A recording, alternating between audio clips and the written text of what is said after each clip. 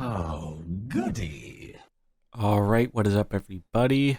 Zombies here again, and today we're back with a different kind of Mercenaries video, since we just got some pretty big changes to the mode, and it seems to have definitely revitalized some interest in previous and returning players.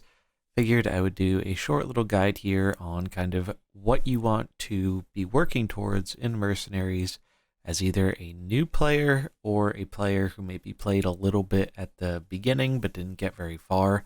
So this is going to kind of focus on the teams you want to work towards in Mercenaries, because Mercenaries is a little tricky in that you can't easily give everybody the exact same advice, because people are going to pull different cards in different orders, get different mercenaries before other ones.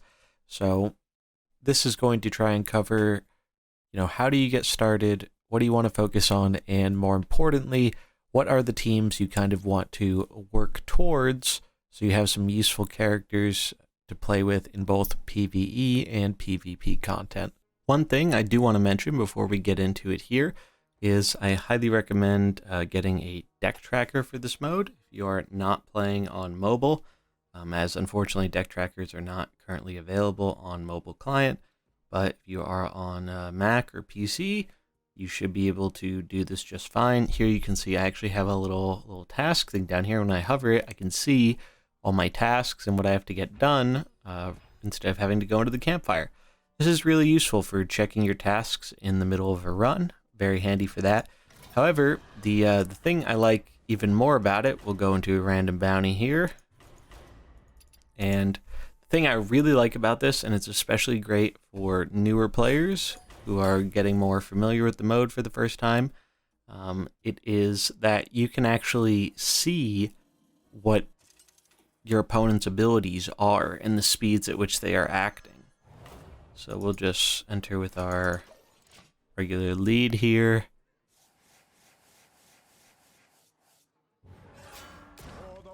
And you'll see it has this nice little UI interface where we can see these little bubbles above our or below our characters and above the enemy characters. And if you actually hover a character, it shows their abilities on the right-hand side. This is super duper handy. You can, as you can see, if you hover the character, you can see what they're going to do, but I really like the little bubbles to just give me, at a glance, a quick notification of, hey, this character is acting at this speed. So yeah, that's just a minor quality of life thing. I really enjoy it, and especially for keeping up with PvP stuff is very handy, as this does track things like speeding up abilities, slowing down abilities, all that good stuff.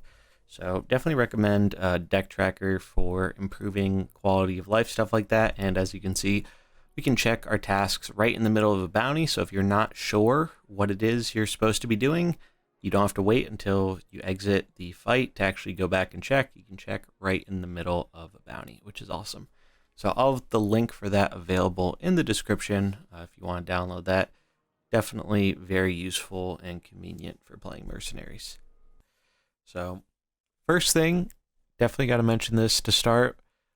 In case anyone doesn't know, tasks have been changed in Mercenaries. So we can see here that I have 3 tasks on my bounty board. Before, when you would complete a task, it would be done for the day. You'd get a new one the next day, or you could get a mysterious stranger to get another task that same day if you ran out. Well, now it works differently. Now we can see I have this task for Valera here, and once I finish task 8 here and get that second fighter coin, it will immediately give me task 9 as soon as I grab the reward for this. And you can also abandon a task at any time to free up a slot, so you'll get some new ones when the next Hearthstone day rolls around. On quest reset time, you'll get new ones to fill out all these slots. But now it is way easier to actually get all the tasks done for a character, because you don't have to spend hours farming Mysterious Stranger to actually get the tasks. They just pop up automatically. Huge change, and this is going to be very helpful for leveling your characters. So here we can see I have 3 characters, all about task 8 or 9, and basically the strategy I recommend for most people while they're starting is take, your starting group of characters and just work on getting the tasks done for them. That is basically the best thing to do in terms of getting coins quickly. You just want to go through the tasks, do what it requests of you, and then grab the reward. Here we can see 60 Xyrella coins and 30 random mercenary coins. So that is going to be your main way of grinding coins for a specific character. Now, there are other ways of accomplishing this, specifically through bounties, and one method that is very popular with a lot of players, including myself, once you finish tasks, is actually doing one of the beginning tasks on Heroic. And so I'll show that off very quickly. This is what is referred to as 1-1 farming. So you just go to the Barons, and you will need Heroic unlocked for this. If you go in there, we just choose the Ferocious Quillboar bounty. I use the free-to-play comp here. We are on the EU server, so I don't have too much progress here, but I've been slowly working away on it. And the nice thing about 1-1 here, and the reason why people regularly do it, is because you are guaranteed 10 coins at the end of this for one of the mercenaries in your party, and this is just a very efficient method to farm specific coins early on. Now you'll see I do have a team of 6 here, but one of the benefits of this method is because the content is lower level, you don't actually need a team of 6 mercenaries to beat this. And because of that, you could just run with 1 mercenary or 2 mercenaries that you really, or however many, that you really want to focus on and get those coins leveled up for first. And then that way you would be guaranteed to get the coins from them every single run.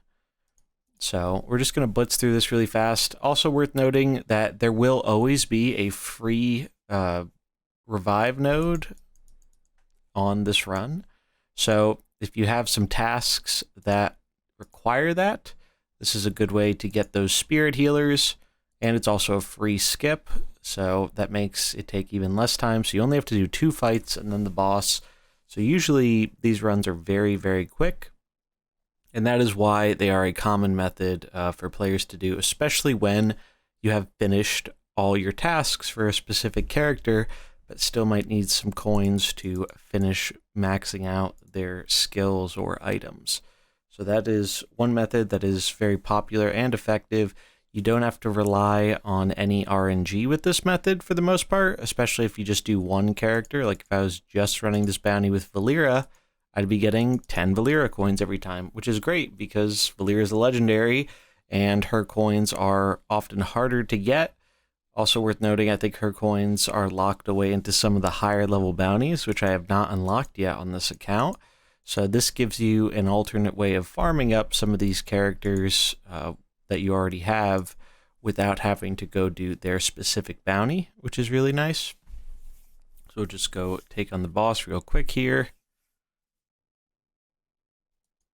And since this is the lowest level heroic content, you should be able to accomplish this with pretty low level characters. Like I did get this party up to 30, but I don't think you will need them to be at 30. Just have, maybe 1 or 2 upgrades on a skill that's powerful, and you should be able to beat this no problem.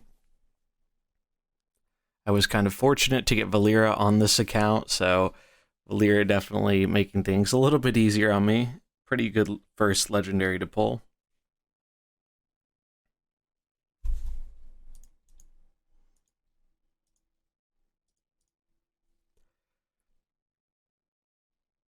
And that's it. That's Heroic 1-1. Great way of farming up coins for characters you already have if you have all their tasks done, or if you just want a fast kind of AFK method of farming. So that's a really important one to know about, and is definitely very helpful, especially in the early game when it's not the easiest to farm through newer quests and stuff. And you do also get Millhouse and Rokara coins from the pool here. And with the recent Arcane buffs, Millhouse actually isn't that bad of a merc anymore, especially for PvE content. So the other thing you really do want to focus on is your little workshop here. Here we can see all the different upgrades you can get for mercenaries. Basically, what you want to be focusing on here is a lot of these will come for free, but there are some you have to buy with gold. You will want to get both training ground slots. At the very least, grab one, but if you can, grab both, because the training grounds will be a big help in terms of leveling up your other characters without actually having to have them in your party and working on leveling them. So we can see here, I have Brucan and Millhouse earning some XP here. Worth noting that you can let them sit in here for up to 25 hours before their EXP maxes out. And then you just click them, they'll gain some EXP, countdown will begin again, and they'll get back to farming. If you do want to remove them, it's a little unintuitive. You don't actually drag them, you just click in this preparing, and you click yes, and then boom, Brucan is now moved on out. I'm going to throw him back in here though. And so yeah, once every day or so, just come in, press the button, and this should get a mercenary from level 1 all the way to level 30 in about 2 days' time. So just go click this twice over 2 days, and you'll basically level up any of your mercenaries that you want, that you already have. So this is a great way to get that, just that AFK leveling to get your stats on your characters. Worth noting that will not level up their abilities in any way. You will need coins for that. Now, if you are looking to get a new task going for one of your characters, for example, let's say you don't want one of these tasks done, like let's say I don't care about Murgle here, I can click abandon, I'll free up the slot, and you can either get a new slot at the start of the day, once the quest time rolls over for your server, or you can go look for a mysterious challenge, or stranger, rather. And so the way to do that, what has been the most effective way, is actually going to one of the early bounties here, Fellwood. You can do this on normal or heroic. I do recommend doing heroic if you have a team strong enough for it, as generally your coins from retiring will be better rarity or higher rarity coins. And you want to go to the bounty here in Fellwood Lord Bane Hollow and pick whatever team you would like. And so this has been generally the strategy for farming up strangers pretty consistently.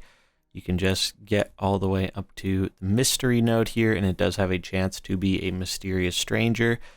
Due to the way they have changed how the tasks and stuff work, stranger does not appear quite as often as he used to, but on the flip side, you won't need as many of them to grind up all your tasks. You just need to get that one starter task for your mercenary, and then you can work through them all over time. Generally, from what I've heard, it is about a 25%-ish rate in terms of getting a mysterious stranger from one of these nodes. So you just want to run through the bounty here, get to the node. If it's a stranger, great, you got what you're looking for. If not, you can just retire by clicking party and retire here, and then you'll get some consolation coins for your run and your effort, and then you can start it up again and look for the stranger. And that is probably the best method of acquiring strangers. There is one other method you can make use of. If you do happen to have some lower level characters, I believe this still works. If you actually go to the Baron's Heroic here and select Air Elemental, worth noting, this is only an effective method if you have characters that are level 15 or below, and you need to have no high-level characters in your party, otherwise you will not likely get strangers. But if you do have a bunch of mercenaries below level 15, throw them in a party. You can choose Air Elemental here, and then you'll notice got a mystery node right here. The chance for strangers was actually very high in this if you had a low-level team below level 15, and I think that is still the case. They might be a little bit more rare because of the overall change they did to the mysterious stranger, but generally this should still work and still be an effective method. Just keep in mind, once you get your characters above level 15, the rate on this will go down considerably. So you will want to move on to the previously mentioned method there. You can also just go for strangers casually as you're progressing through different bounties. If you don't want to go out of your way and targeted farm one, just aim for the mystery node anytime you end up going on a bounty run, and eventually you should get a stranger. So those are the ways to kind of go about getting the Mysterious Stranger if you need him for a new set of tasks. So I'm going to cover now some comps that are probably ones you will want to work towards. So since this is my free-to-play EU account, I do have a recommended free-to-play starting build here. And here we can see I got some coins for Xyrella, so I'm just going to upgrade her ability now. But basically, what you want to be doing on the very beginning is you can just use mercenaries that the game gives you for free. So a great classic starting lineup here is Xyrella, Grommash, and Samuro. This gives you that nice even color balance, and these are all fairly strong characters that the game gives you for free.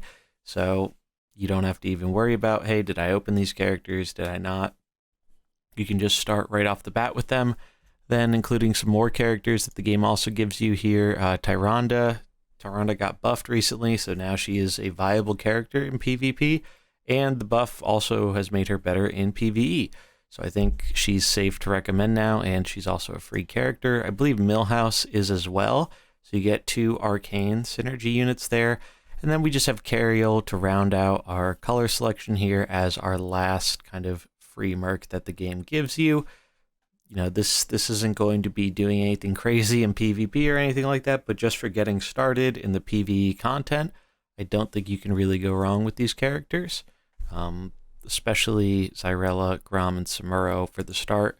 They just provide decent, powerful utility, and upgrading their abilities here should basically make it pretty easy to deal with a lot of the early game fights. Now, the tricky thing about mercenaries is that not everyone is going to have the same stuff when they start. Like we can see here, I pulled Localar, and I pulled another character that I was really happy to see in Kazakis. But not everyone is going to have the exact same characters to start off as. So basically what I figured I'd do in this guide is I'd show you what I got on my EU account, and then I'm going to just show you probably 4 or 5 different compositions that you can work towards. And this way there'll be variety. So, you know, if you just happen to pull Ragnaros, or you pulled Malfurion or Jaina, or one of these characters, you kind of know what to build towards with that character, as there are a few good like cores of units. And the nice thing about this is these characters are strong in both PvE and PvP. So regardless of what your focus is in mercenaries, you can't go wrong with getting these kind of starting cores. Before I show that, I do want to show what I'm working with personally on my EU account. So due to the Arcane buff, I've definitely been focusing Tyrande a bit more. She's actually been rather good in the PvE for me. I'm still pretty early on. I just got to, I think, Avalon-chan in Winter Spring, so not super far along, but getting there, slowly getting my characters up.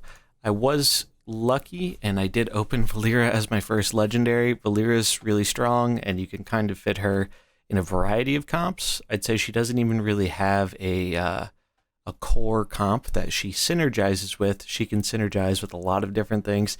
So if you happen to pull a Valeera, Valeera's a great one for starting things off. She's been very effective for helping me out with some of these early game bounties, just upgrading that first ability, getting more attack, and it's been pretty strong. I'm still using Xyrella, as Xyrella is a good combo enabler for Valeera. Also has 3 speed, helps your guys survive by applying that negative attack for the turn, and she's just a generally good blue to have around. And then I'm still using Tyrande because the buff has been pretty good to her. Arcane Salvo in particular has done a lot of work in the early PvE fights for me, so I've definitely liked having her around. Kazakis was one of my other good rare pulls. I think Kazakis is really, really good in early game PvE. As this build a golem here, I've only upgraded it once, but it's already giving me 10/10s with taunt. And that is really, really powerful early on, even up to like some of the level 30 bosses.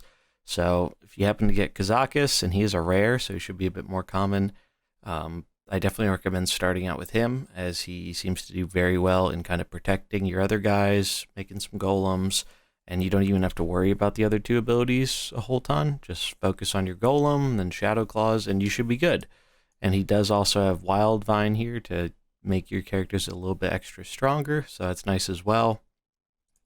Still using Grom too. Grom is just really good as your starter legendary, and yeah, he's good for comboing Valero, just a good red in general, and can deal some pretty good damage with Battle Fury. And then my last here is Cookie. Haven't really been able to level up Cookie's abilities yet, but you do want to be going for this Appetizer's ability here, as Cookie is one of the few characters that can benefit your team without even being in the game. So you can get that additional health at the start of the game. You will have to complete up to task 7 on his task track to get this. And this is a time worth noting that they did actually change how item unlocks work from the launch of the game, for anyone who doesn't know.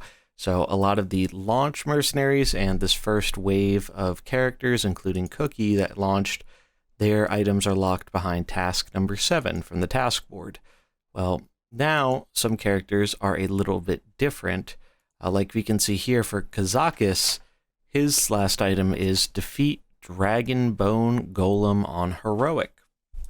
So some of the characters, mostly the newer ones that have come post-launch, they require you to be a specific heroic boss. So those ones are a little bit trickier, but luckily for some of them, like Kazakis here, this isn't even his best item, so you don't have to worry about unlocking that till much later on. But for a lot of the base characters, all you need to do is go to your task board, complete some tasks. Once you complete task 7, you will get the item for that character. So now we're going to swap over here over to my NA account, and I'm going to go over briefly just some of the different team compositions that I would work towards.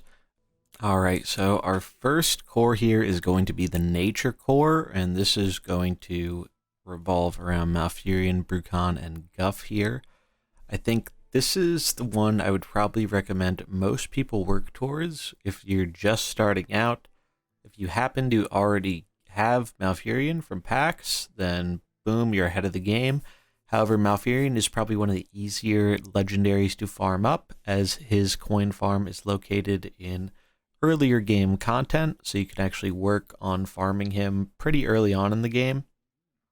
So you can use that starter free-to-play comp that I just mentioned, and then use that to kind of work your way towards this. So your initial core here is Malfurion, Brucon, and Guff. You do want to be going for the Life Root Staff on Malfurion, definitely, as well as his Cenarian Surge. The other abilities are good too, but I'd focus on leveling up these two first if you can. Brucon is also another character that you can get very early on, and his coins are farmable in some of the early bounties. For PvE, you can kind of go with whatever you want here, either more damage on the Lightning Bolt or Lightning Rod to make Chain Lightning bounce around more than once. This is the better one for PvP, so if you are focused on that, I would recommend doing that. And then in terms of leveling up his abilities, you probably want to focus on Lightning Bolt and Chain Lightning, as well as whichever item you decide to focus on. Guff doesn't see a ton of PvP play right now. He does have some uses against Trigor, though. However, mainly he's going to be here for PvE, as he is a very powerful blue, can deal a lot of damage, combos with our units well. For him, you just want to be leveling up this Living Brambles item, as well as the Bramble Thorn Totem to give it additional damage. Then Cookie's also a very core part of this comp, and you could even run him over Guff if you want, but I think he's better served, at least in PvE, in addition to Guff. The big thing with Cookie is this Appetizer's ability from his Task 7 reward. You definitely want to get this up, as it does give your characters more survivability, and he can go in pretty much any build because of that, which is really great. And then the other ability that's most important is you definitely want to get his Fish Feast and his Go Fish up. This is useful sometimes, especially in PvP, to combo with other units such as Tyrande, but in PvE, Fish Feast, definitely the way to go. You want to be dealing as much damage with him as possible, and then you can get the bleed last, but usually it's not quite as relevant.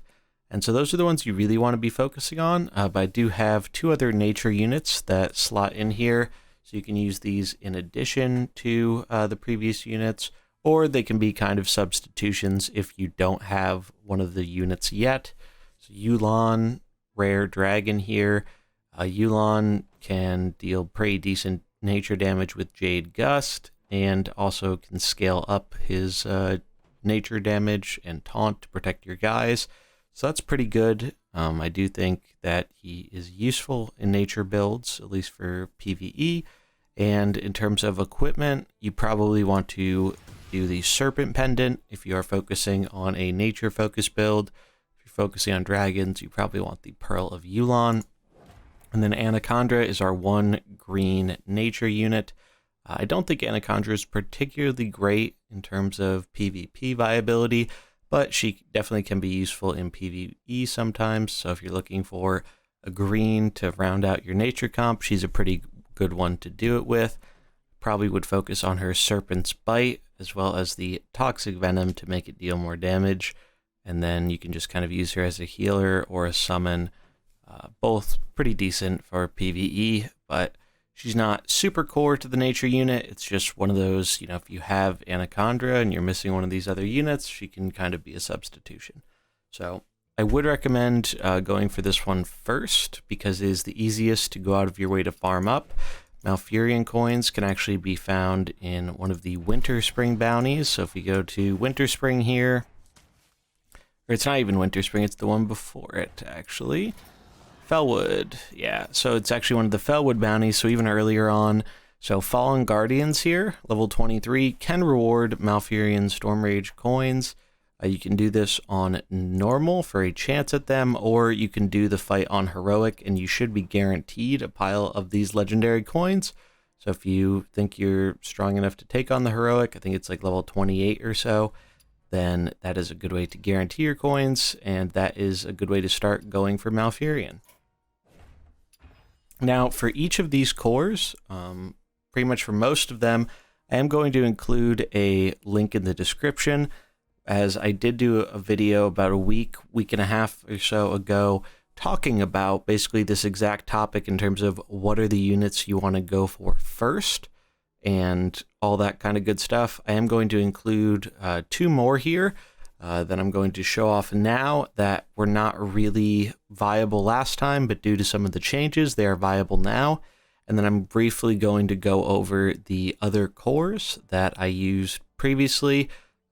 However, I am going to try and keep it short and brief. And then if you want a more in detail explanation on, what those comps do, how they work, all that stuff, I will leave a link to the video where I go a bit more in depth on them in the description, so you can check that out.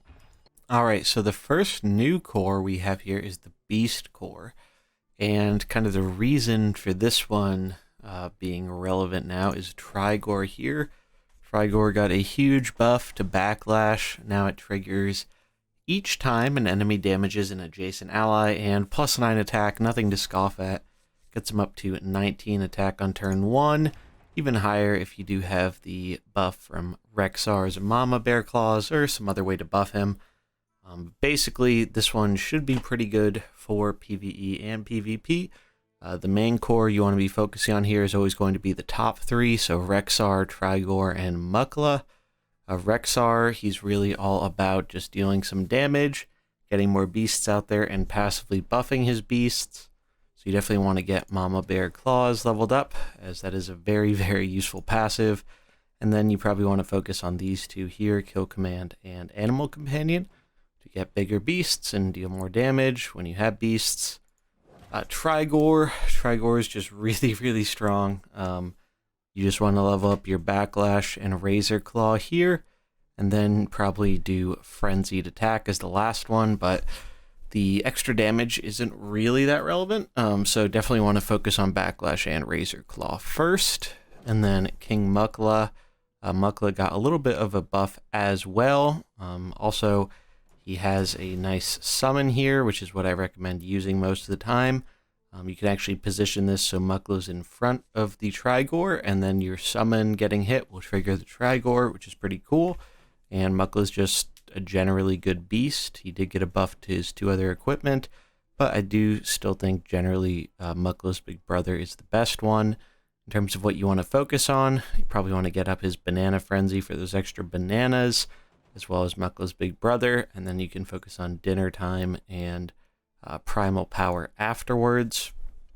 So that's your main core of the beast comp. Some other beasts you could also potentially throw in if you're missing some of these, or if you just want some alternative stuff. Chi-Ji from the event a little while ago, but now also available in packs and can be farmed and crafted and such.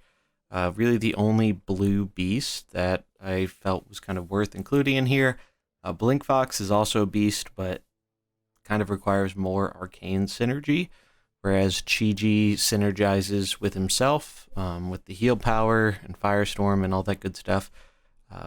Personally, I'm a fan of Blazing Band. I really do like that. More damage and extra heal power. However, that is locked behind a later bounty, so if you don't have that yet, the Flameheart Crystal could be pretty good since this is a beast-focused core. I could definitely see that working out, and in terms of what you want to focus on, I'd probably do Blazing Song and Firestorm first, and then your item afterwards. And then we have King Crush, can also be a good beast here. Still not the most relevant for PvP, but does definitely do a lot of work in PvE farming. In terms of what you want to level up on Crush, you definitely want to get his Flaming Claws for that passive +8 attack. Really enables him to clean up bounties very quickly, especially some of the earlier bounties. And then you probably want to do Apex Predator as your next focus, and then you can choose whether you want to do the Summon or Terrify, but you're going to be spamming Apex Predator a lot, so I'd really focus on those 2 first.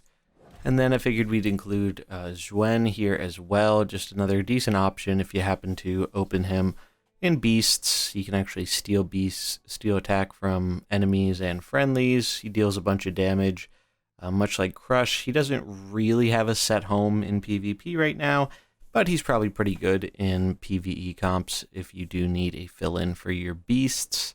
I think Pounce is his best ability, so that's probably the one you want to focus on. And then Celestial Chestplate is also good for stealing attack from a random enemy, so makes them kind of weaker, makes you stronger. Definitely a big fan of that. And then probably want to do his Tiger Lightning next. You can save the Equalizing Strike for last. So that is the Beast Core, one of our new cores that wasn't really super viable before, but now because of the strength of Trigore, we have a few more options. All right, and next up is going to be our Arcane Core. This is our second kind of new core here that has been made more viable by some of the recent buffs. Arcane still doesn't have like a huge amount of characters yet. It's kind of in a similar boat as Frost, where there are really only 4 main Arcane-focused characters, but 4 appears to be enough for it to both see play in PvE and PvP. So we'll go over here really quick. Tyrande, definitely the all-star. Arcane Salvo getting buffed recently to deal more damage and repeat if it kills anything is a huge buff.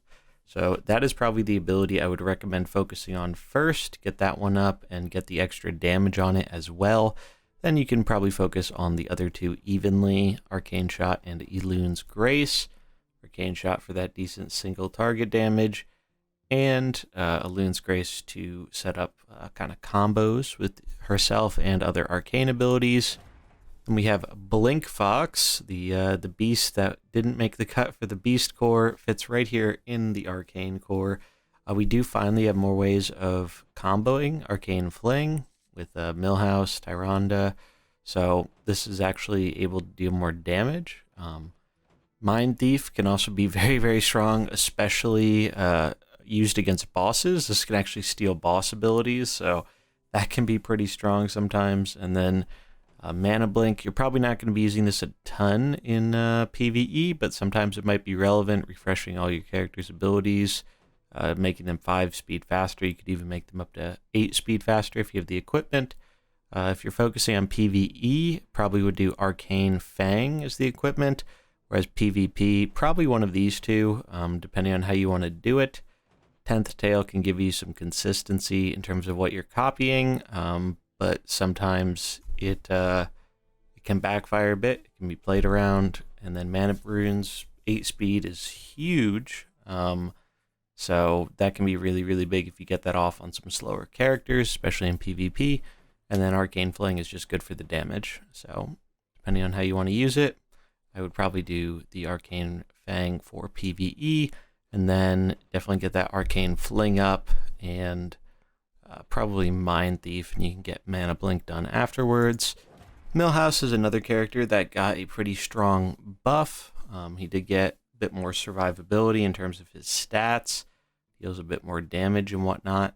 And he's just been a good PvE farming comp for a while now. So he's also one of the early characters you get for free. So that makes it a little bit easier. Same with Tyrande. So you already are halfway there towards building this comp, which is pretty great.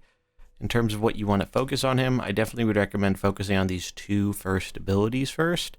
The Arcane Explosion and Arcane Bolt, just good single target and scaling, good AoE damage. And then personally, I am a fan of Arcane Powder, as this one, just giving that additional 5 damage is quite a bit. It really ups it a lot from, 8 to 13, that's a pretty big jump. So in terms of PvE content, that's really good, and what I would recommend. And then last, but certainly not least here, is Long Jin. Long Jin is a incredibly powerful unit, and the only legendary out of this bunch. This is the one you would probably have to work on farming up towards, but definitely they are worth it. Super powerful character, can see play in a variety of builds. Cool thing about this is with the Band of Bursting Novas equipment, you could actually combine Beasts and Arcane here, and you could have Long Jin on the bench to have huge amounts of arcane damage, which would be really powerful in both PvE and PvP. So that is definitely something worth considering. They're just really good for an arcane unit. Swap is really good. You can save characters, give them a bit of additional health, make it so the enemy doesn't actually get to target them how they want to. Starfire Blessing is really good, gives you arcane damage, and it punishes your opponent for damaging Long Jin. And then Celestial Breath is just a really powerful kind of nuke button, and the more you scale up your arcane damage, the more you can get this to hit, and if you overkill, it'll continue on to next enemy. So very powerful. In terms of what you want to be upgrading, I'd probably do the damage first, and then I'd split it evenly between an equipment and the other two abilities. Now, what you're using will depend on how you're using Long Jin. If you're using them on the bench, Band of Bursting Novas, definitely the best one. If you're using them as an opener, I would probably recommend the Kunlai Crystal. And if you're using them in a dragon-focused comp, then probably Bottle of Infinite Stars. All the equipments are good though, so you won't be wasting any coins no matter where you end up putting them. Just depends which is best for which build. But yeah, that is the Arcane Core. That is our last of the new cores from the characters that have gotten buffed. Now I am going to go over the other cores. I'm going to try and keep it relatively brief though, as I have talked about this before. And if you do want more in-depth discussion about those cores, I will have a link in the description and the comments below where you can find that.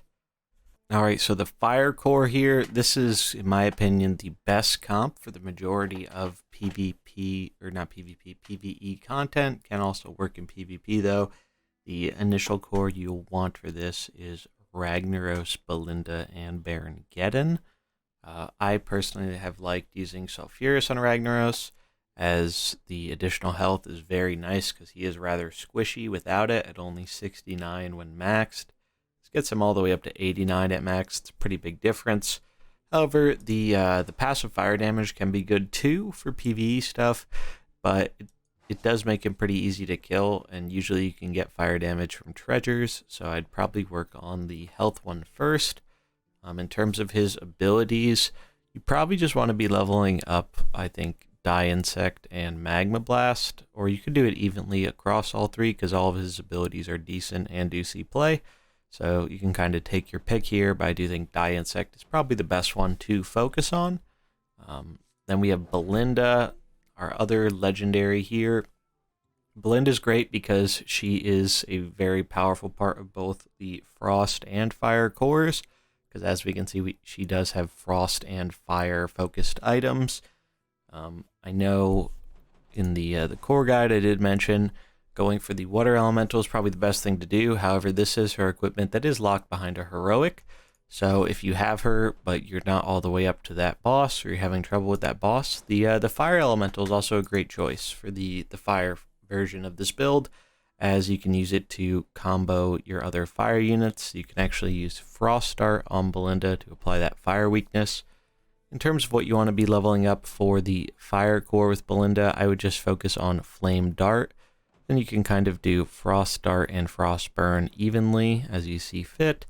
And I think the Fire Elemental is not a bad choice of the way to go. If you happen to have the Water Elemental unlocked from the Heroic, then I'd probably go for that one first. But if not, can't go wrong with the Fire Elemental as well. And then we have Baron Geddon here. Geddon is just our big AoE guy and our blue to kind of round out the initial three here. We are using Mark of Conflagration for more AoE damage. Now, Baron Geddon did get a small buff. He has a little bit more HP right now, so that's always a nice thing to see. But yeah, we're mainly going to be spamming Inferno with Baron Geddon, like 99% of the time. So you really just want to level up Inferno and level up Mark of Conflagration. That is the main core for Fire.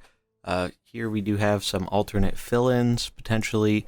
Antonidas has never really been great in PvP, but he was kind of one of the premier fire comp users at the start of the game. The only thing is he does get bursted down rather quickly, and he is a bit of a one-trick pony in that most of the time you're just going to be spamming Fireball to enable your other fire combos, but if you don't have all of the fire units, he can be a decent substitution. Probably just want to focus on leveling Fireball and the equipment here that increases its damage, and then Flame Strike as your next ability. Don't really have to worry about anything else on him. Chi-Ji is another good option. Chi-Ji has all fire-based abilities and was free in the event a little while ago. So if you happen to have Chi-Ji and you are looking towards working towards the fire comp, he's not a bad substitution in case you're missing something. He kind of synergizes with himself very easily, so just scales up that healing power, can do big heals, can do big AoE, all that good stuff, and trigger your fire combo abilities. In terms of his equipment and whatnot, like I mentioned before, I believe the Blazing Band is locked behind a bounty, so if you're using him in Beasts, the Beast one isn't bad. Otherwise, you could focus on this or just save until you have the bounty unlocked to go for Blazing Band, as I do think it is his best equipment, but you'll probably just want to be leveling Blazing Song and Firestorm in the meantime. And then Tavish is our last kind of budget substitution include. Tavish does have one fire ability, so he's not like the most fire-themed character in the world, but he's decent and just gives us an alternate option for a green in the fire comp. However, you can only use him to trigger your fire combos every other turn, so that is kind of a reason he is not a mainstay in the fire comp anymore, because it's a little inconsistent having that ability only every other turn. But if you're looking for a more budget version of this, it's not a bad way to go about doing it. In terms of what you want to focus on him, probably just the aimed shot and explosive trap, as well as rigged wiring for that extra 10 health and making your traps last longer. That is our Fire core, though. Again, if you want more information about the specifics of it, link in the description below. All right, so next up is the Dragon core. This is one that got a bit more support. The last Mercenaries drop got a lot of new dragons, and they're just very good at dealing with both PvE and PvP content. So like the others, there are three main ones here, and then we have some other options you can also include if you want to go a bit heavier on the dragons. But your initial core here is going to be focused around Yulon, Sinestra, and Long Jin. So for Yulon. Yulon's just really, really powerful in the dragons. Can deal a lot of damage and can also protect your dragons. So I would be focusing on leveling up Jade Gust here, as well as the Pearl of Yulon to give your dragons some more survivability, as that's kind of one of their main strengths, is lasting a bit longer and being able to deal a lot of damage over time. Then we have Sinestra here, probably one of the best characters in PvP currently, and absolutely crazy in PvE as well. The big thing with Sinestra is a lot of the time you can just spam your Mana Barrier and Twilight Extinction every other turn, so you can be getting off these big 30 damage AoEs. And the nice thing with Mana Barrier is you can actually heal your other dragons, so you don't just need to be self-healing Sinestra. You can use her to quickly heal up another dragon that would otherwise be taken out that turn. Racking Swipe, good ability. You can probably focus this one last because upgrading it only upgrades the bleed, and the bleed isn't the most important part of Sinestra's kit here. So in terms of what you want to upgrade, I think Mana Barrier and Twilight Extinction make the most sense.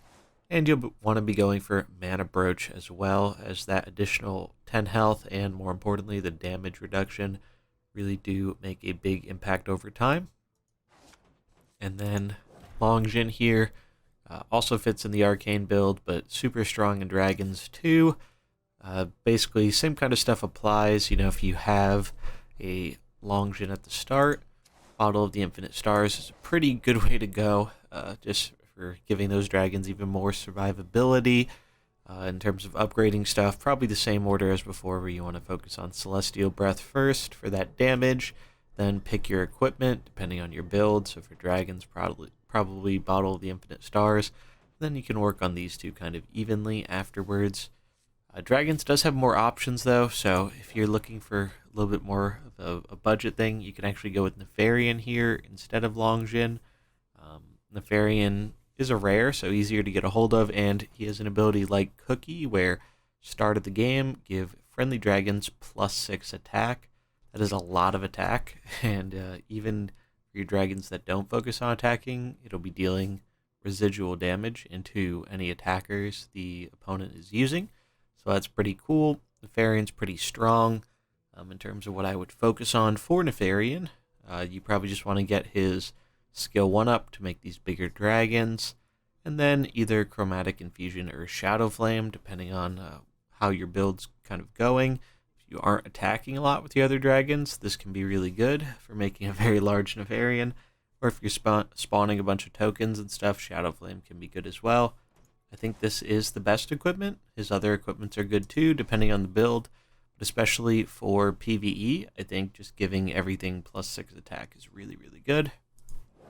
Nyxia is another interesting inclusion here that you can throw in place of Longjin potentially, so she is a bit easier to acquire. Basically, with a Nyxia, she's good at dealing with taunts here, but what you want to level up with her abilities, it's probably her passive as well as Cleanse the Nest. This is a lot of AoE damage. Also worth noting, it is a fire ability, so if you have some other fire synergies, or if you want to merge this and the Fire Core, that's definitely an option as well. But what I would focus on, definitely Cleanse the Nest as well as her passive here, which makes it so whenever another friendly dragon dies, deal 7 to all enemies. So that way, especially if you have more dragon summons, like with Nefarian or some of her summons, you can get in that additional damage. And then I would work on these two afterwards. I think this one stays the same. The only thing that's different is you get more attack for blocking the taunt. So a little bit more fringe, so you don't have to worry about leveling that up right away. And then this one is good for scaling up your Cleanse the Nest and just a bit of survivability. And then lastly, wanted to include Brightwing here. So yeah, Brightwing here. Brightwing is not a character I would recommend you go out of your way to level up and stuff, as they're not the most impactful character in the world. But if you happen to already have some coins for them, or already have them leveled up a bit, you could include them as a budget option for a bit more sustain in your nature comp or your dragon comps. Nature too, because all their abilities are nature. But yeah, this is kind of just a more budget option. If you happen to have it, you can level up that fairy breath and pixie dust for some more damage and healing and stuff. And then I use Pixie's Pouch for a bit more healing on the pixie dust. But yeah, wouldn't recommend going out of your way to do it, but if you happen to have them already, you can use them as kind of a budget substitution. Also some synergy with Yulon with the Enveloping Mists, so you can scale up that nature damage even more. So you can get those nature dragon things kind of going. But yeah, that is the Dragon Core. And then we'll get to our last core here. All right, and our last core here is Frost. So Frost has been a very, very powerful selection of characters in the current metagame. Varden was actually the first big rework we've seen on a mercenary, but even after that, still a very powerful character. Localar, definitely one of the backbones of Frost here. For this character, they are rare, so a little bit easier to acquire. What you want to focus on them, definitely get that Hailstorm up and get your Frigid Winds up, as that is kind of the best ability for Localar. Very, very powerful, and would highly recommend it, as it does scale up both him and the rest of your Frost team. And then in terms of your next ability, you could probably do Snowball and Frost Shock evenly. I do like Snowball a lot, as it's scaling up every time another Frost ability is cast, and that does count opponents' Frost abilities, which can get pretty silly. So that's good for like a big nuke button. And then Frost Shock can kind of help set up for next turn. Go slow, go after an enemy axe, so that way their ability next turn will give them that Frost weakness. And it's just pretty solid. So yeah, that is what I recommend for Localar. And for Varden, Varden got changed recently. So instead of Flurry hitting everything, now it shoots 3 missiles at random enemies. But yeah, Varden's still a very, very powerful character. This used to be the most common equipment on them. It's still not bad, but now it's a little bit worse because it freezes an enemy for 1 turn rather than until the end of next turn. But I did get a little bit more damage to compensate. Honestly, I would probably consider, especially for PvE content, just Potion of Ice is really good now. Just getting that damage from 7 to 11, pretty significant damage increase, and it might even start seeing a bit more PvP play now too. Now that Chilling Amulet isn't quite as powerful as it once was. If you're looking to run a Valera comp, Varden can be good there, and especially with Belinda, our other kind of element of the Frost core here. Band of Frost can be very, very strong if you have Belinda's Frost Elemental to freeze on turn 1. And you can set up a pretty gross Snap with Varden on turn 2. Snap is definitely one of Varden's best abilities, so you'll want to get that leveled up. In terms of what you want to prioritize for Varden, I'd probably level up your Flurry and your Cold Snap first, and then decide which ability or which item you want to focus on. Potion of Ice for the damage, Band of Frost for the frost scaling, or the Chilling Amulet for that Death Rattle and Freeze. Kind of take your pick here, but they're all decent items, so can't really go super wrong. Then Jaina, our first legendary here.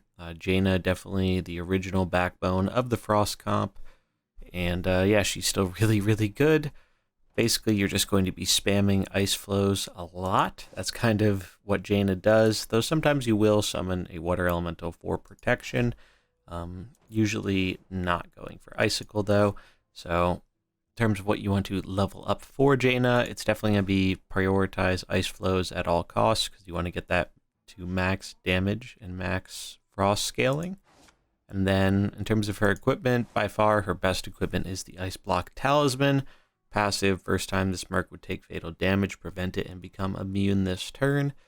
That is really, really, really strong in both PvE and PvP. So I would recommend leveling that, as well as Ice Flows as your first 2, then Water Elemental, and then from there you can probably do Icicle on the other 2 equipments afterwards, but you don't really have to worry about them too much.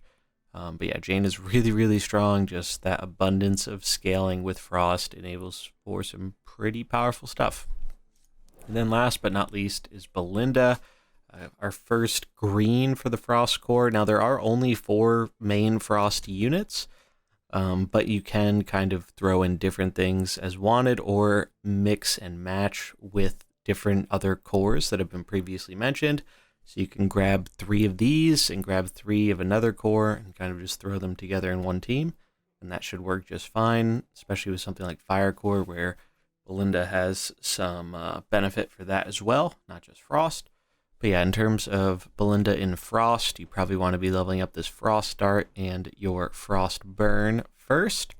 Make those your priority. Again, if you have the ability to get Water Elemental unlocked, I would recommend going for that first. If not, I would just probably save up for it, unless you're using it in Fire as well, in which case you can go for the Fire Elemental. But yeah, you can't really go wrong leveling any of Belinda's main skills here. And so that is our last core for this video. So hopefully that gives you a little bit of an idea on what some of the starting stuff you can work towards is. And that way, you know, depending on what you opened, you have a bit more of an idea of, well, here's what I have, here's what I can kind of work towards. And the nice thing about all these cores is they have characters that are relevant in both PvE and PvP. So no matter which way you want to play the game, you have both viable options for both sides of the mode, which is important, I think, because there's some comps that are good in PvE and not so much in PvP and vice versa. So I think this is just a good general guide on here are some comps you can work towards. You can mix and match. You can mix and match as you see fit to add a little bit of variety in there, or even throw other characters in that I did not mention here. Like I said at the start, Valeera is a great character where she can kind of fit in anything for the most part. So if you happen to grab a Valeera, you can just chuck her in something like Frost here, or any of the other cores, and she'll probably do fine.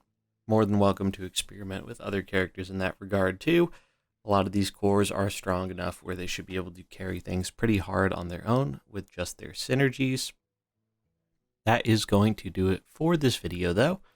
If you enjoyed it, do remember to like and subscribe, and I will catch you in the next one. Peace.